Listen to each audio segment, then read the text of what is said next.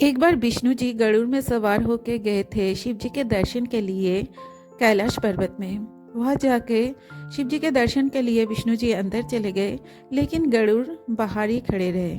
उसी क्षण उन्होंने देखा एक छोटा सा पंछी वहां पे खेल रहा था, और उसी क्षण वहां पे यमराज भी आए। उनको भी शिव जी के दर्शन के लिए अंदर जाना था, लेकिन वो उस पंछी को देख रहे थे खड़े होके। फिर वो अंदर चले गए। गरुड़ ने समझ लिया कि इस पक्षी का अंतिम क्षण आ गया है। उन्होंने उस पक्षी को अपने पंखों के नीचे छुपा के वहां से 1000 मील दूर एक घने जंगल में छोड़ के वापस चले आए और कैलाश के बाहर खड़े हो गए। कुछ क्षण बाद जब यमराज बाहर आए तो गरुड़ से रहा नहीं गया। उन्होंने पूछ ही लिया कि हे देव, आप क्यों उस पंछी को देख रहे थे? तब यमराज ने कहा, मैं इसलिए देख रहा था क्योंकि मुझे तो पता है इस पंछी का अंतिम क्षण निकट है, लेकिन उसका मौत यहाँ से 1000 मील दूर एक घने जंगल में सांप के काटने से होगा। लेकिन इतनी कम समय में उस पंछी किस तरह से उस घने जंगल में जाएगा और उसका मृत्यु कैसे होगा, वही मैं सोच रहा था। गरुड़ को समझ में आ गया कि नियति को कोई पलट नहीं सकता। जो नियति में है वो होके ही रहेगा। इसलिए भगवान श्री कृष्ण ने गीता में कहा है, तू करता वही है जो तुझे चाहिए और तुझे मिलता वो है जो मुझे चाहिए। इसलिए तू कर वही जो मैं चाहता हूँ, तो तुझे मिलेगा वो जो तू चाहता है। Radhe Radhe to all and welcome back to another day into my channel positivity with Niharika. मैं बनाऊंगी प्रभु के लिए मेथी का पूरी। तो मेथी को मैं अच्छे से धो के चॉप कर रही हूँ। मेथी के परांठे तो बहुत सारे खाए होंगे आप लोगों ने, लेकिन इस तरह से मेथी का पूरी बना के खा के देखिएगा, बहुत अच्छा लगता है। और मैं जिस प्रोसेस में बनाऊंगी बहुत ही सिंपल सा प्रोसेस है, लेकिन इससे क्या होता है, मेथी का कड़वापन बिल्कुल भी नहीं रहता है। और ये रेसिपी मैं मेरी एक ख़ास दोस्त मनीषा से बहुत दिन पहले सीखी थी। तो आज मनीषा की ही रेसिपी मैं बनाऊंगी प्रभु के लिए। प्योर वेज रेसिपी है। आप अगर वेजिटेरियन है, प्योर वेजिटेरियन है तो भी खा सकते हैं, या फिर आप अगर ऐसे भी ब्रेकफास्ट में खा सकते हैं, लंच या डिनर में भी आप खा सकते हैं। तो अच्छी तरह से मैं पहले इन मेथी को चॉप कर लूँगी। मेथी चॉप करने के बाद मैं मेथी में थोड़ा सा नमक दे के इसको 10-12 मिनट ऐसे ही छोड़ दूंगी। अच्छे से मिक्स करके मैं मेथी को छोड़ दूंगी कुछ देर के लिए। 10-12 मिनट बाद मेथी से मैं इस तरह से, मेथी पत्ते से मैं इस तरह से निचोड़ के जो उसका पानी है वो निकाल दूंगी। इससे क्या होता है, मेथी का जो कड़वापन है वो पूरा निकल जाता है, और पूरी या परांठे में वो कड़वापन नहीं आता है। मेथी के साग की भाजी भी अगर मैं बनाती हूँ इसी तरह से ही बनाती हूँ। थोड़ी देर तक नमक मिला के छोड़ देती हूँ और उसके बाद इसका पानी जो है वो निचोड़ लेती हूँ। इससे कड़वापन निकल जाता है और खाने में बहुत टेस्टी होता है। पूरी बनाने के लिए हमेशा मैं गेहूं के आटे का ही इस्तेमाल करती हूँ। तो गेहूं का आटा मैंने लिया है अपनी प्रोपोर्शन अनुसार, और उसमें दिया है तेल, राइस ब्रान तेल मैंने दिया है। आप किसी भी तरह का तेल जिससे आपको मोयन देना है वो दे सकते हैं। घी का नहीं दीजिएगा, क्योंकि मेथी का एक खास एरोमा होता है। मुझे लगता है तेल से ही वो जो एरोमा है वो बरकरार रहता है। घी देंगे तो घी का एरोमा आ जाता है।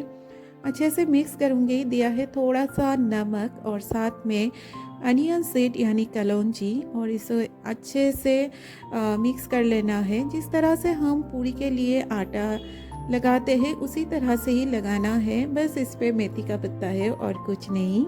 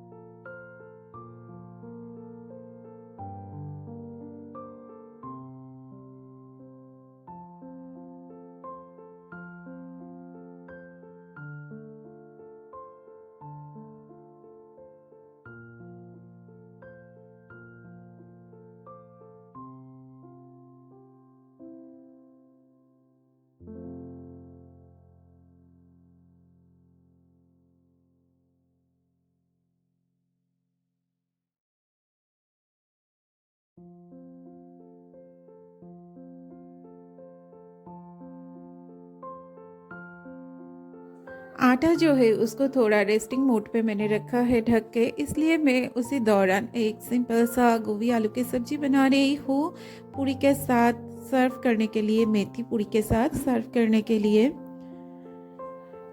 किसी भी तरह के सब्जी के साथ ये बहुत ज़्यादा अच्छा लगता है खाने के लिए। तो छोटा छोटा लोई मैंने बना लिया है, पेड़े बना लिया है और पूरी जैसे बेलते हैं उस तरह से ही बेलना है। बात यह है कि पूरी जिस तरह से फूलता है, ये पूरी यानी मेथी का पूरी उतना फूलता नहीं है, ऐसे ही बनता है, लेकिन इसको पूरी के शेप में ही बेलना है। तो मैं तल रही हूँ तेल में।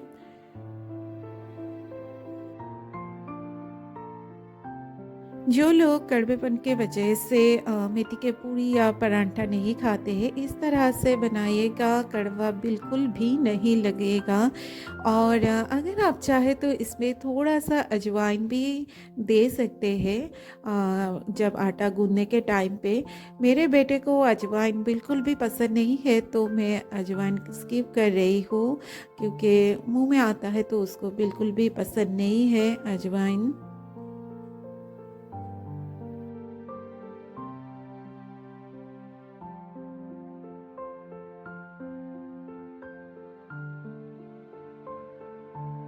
लेट्स मेक प्रभु जी। आज की लंच की थाली पूरी मैंने दे दिया है और साथ में ये जो गोभी का सब्जी, वो आई होप प्रभु को अच्छा लगे ये खाने में। और बहुत ज़्यादा ठंडी है और मुझे निकलना भी है, मैं लौटूंगी शाम को, तो मैं प्रभु को थोड़ा सा ब्लैंकेट ओढ़ा दिया है ताकि उनको ठंडी ना लगे। हम प्रसाद भोजी है, जो प्रभु को अर्पित किया जाता है वही हम ग्रहण करते हैं। तो प्रभु का जो लंच का थाली था वही हमारा भी आज का लंच है। और प्रभु को मैं बालू भोग यानी प्रभु को ब्रेकफास्ट में दिया था एप्पल एंड मौसम्बी, वो भी मैंने थोड़ा सा लिया है। शाम के 8 बज रहा है और प्रभु को मैंने रात्रिकालीन जो भोग है वो निवेदन किया है, जिसमें है थोड़ा सा गर्म दूध और दिल्ली का लड्डू। हाँ, ये दिल्ली का ही लड्डू है, मेरे दीदी दिल्ली गई थी तो वो आते टाइम लाई है ये, और मैं प्रभु को सर्व कर रही हूँ दिल्ली के लड्डू के, खाओ प्रभु। और ये गोंद का लड्डू है जो खाने में बहुत ज़्यादा टेस्टी था। और इसी के साथ में इस व्लॉग को एंड करती हूँ। कृष्ण केंद्रित जीवन है मेरा, तो मेरा हर कुछ भगवान से ही जुड़ा हुआ है, वही मैं आप लोगों के साथ शेयर करती हूँ, थोड़ा बहुत ग्लिम्स। आई होप आप लोगों को थोड़ा सा अच्छा लगा है। और मैं मिलूँगी आप लोगों के साथ अगले वाले वीडियो में। Till then, Radhe Shyam to all.